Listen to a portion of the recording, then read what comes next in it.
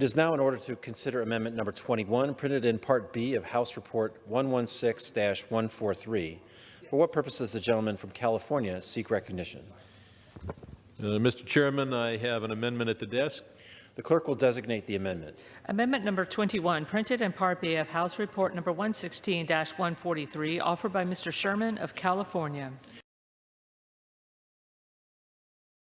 Pursuant to House Resolution 476, the gentleman from California, Mr. Sherman, and a member opposed, each will control 5 minutes. The chair recognizes the gentleman from California. Thank you. One programming note: at this point in the schedule, we were scheduled to deal with 3 Sherman amendments, number 20, number 21, and number 22.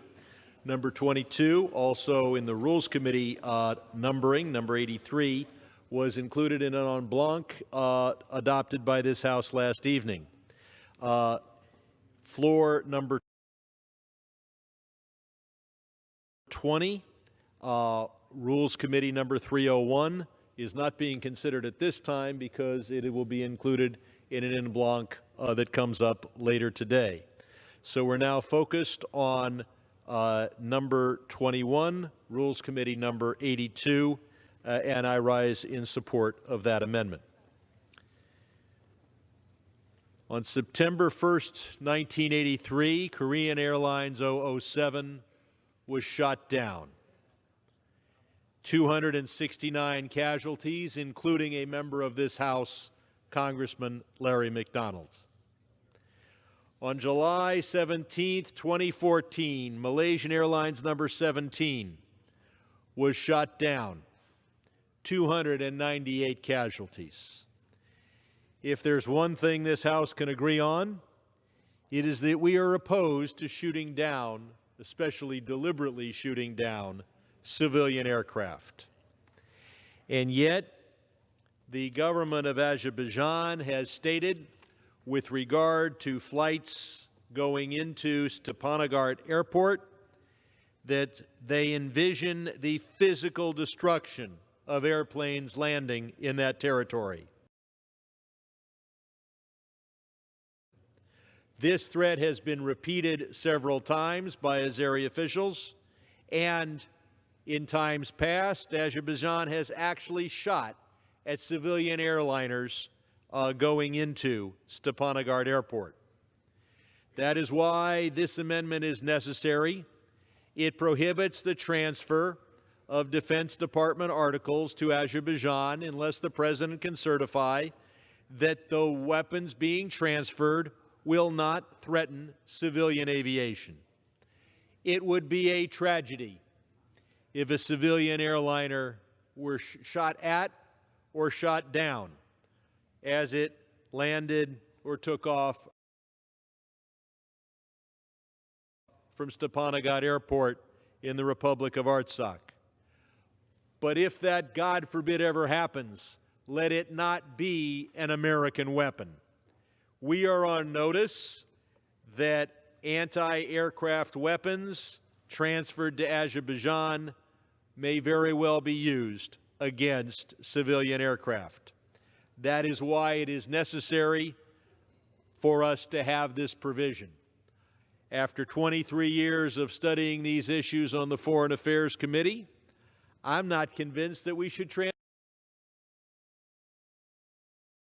any weapons under any circumstances to the government of Azerbaijan until it comes to the table and resolves the Artsakh dispute. But certainly, we should not, having been put on notice, transfer weapons that we cannot be sure will not be used to shoot down civilian aircraft. I'm pleased to have the co-sponsorship of this amendment by Representatives Speer, Schiff, and Pallone, and I believe that this is a necessary step, because as we provide weapons to countries around the world, we should not provide anti-aircraft weapons that we believe might very well be used to shoot down civilian aircraft. I would point out that the Stepanakert Airport is located in the Republic of Artsakh, previously known as the Republic of Nagorno-Karabakh, and historically Armenian territory that was lumped in with Azerbaijan by no less than Joseph Stalin in a deliberate effort to create ethnic tensions in the Caucasus to the benefit of the Soviet Union and in an effort to punish the Armenian people.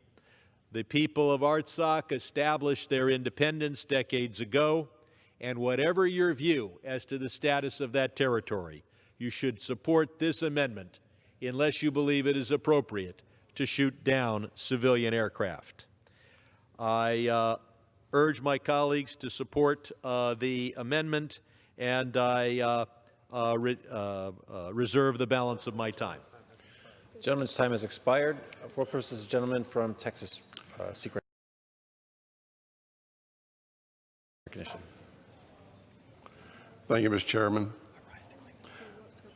I rise to claim time in opposition.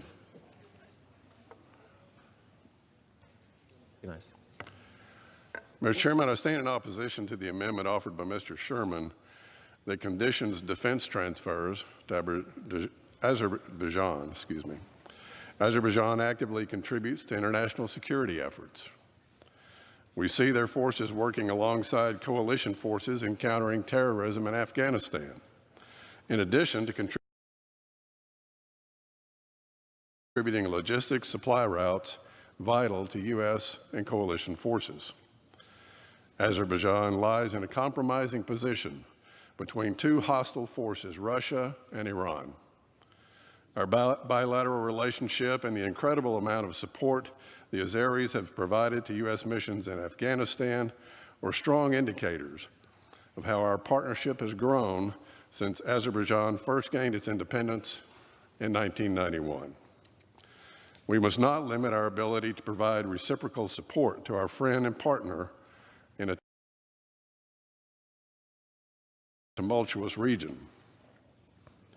Putin's history of utilizing military force against his neighbors, such as Ukraine and Georgia, forebodes his willingness to use the same methods against others that counter him.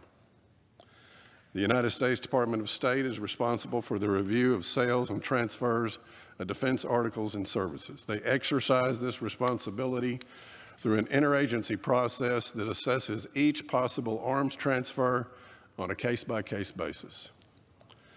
Mr. Sherman's amendment unnecessarily singles out Azerbaijan by placing an additional certification requirement on the State Department's arms sales review process. The length of time this amendment would add to the defense exports review process is detrimental in the event of an attack by military superior Russia against our security partner, Azerbaijan, while providing no added benefit to our bilateral relationship. This would include a lengthening of time in reviewing arms sales intended for Azeri forces operating in counter-terrorism operations in Afghanistan.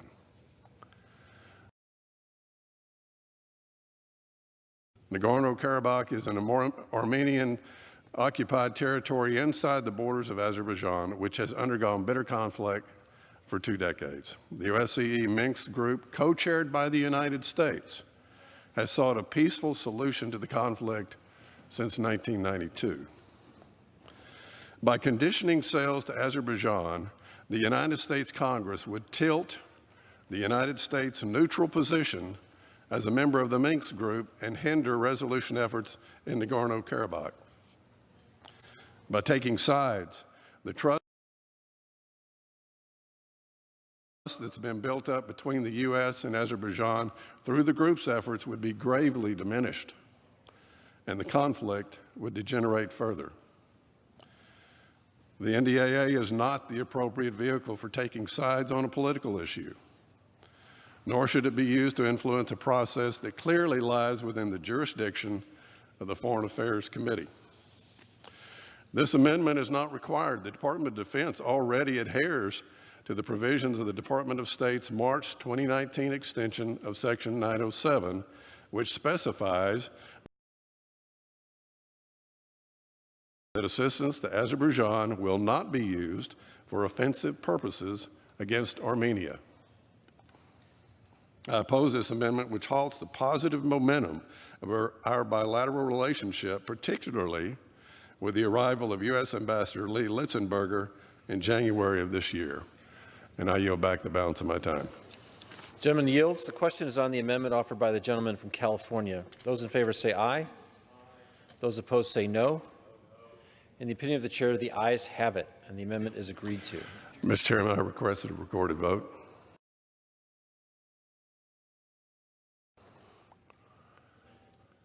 Clause 6 of Rule 18, further proceedings on the amendment offered by the gentleman from California will be postponed.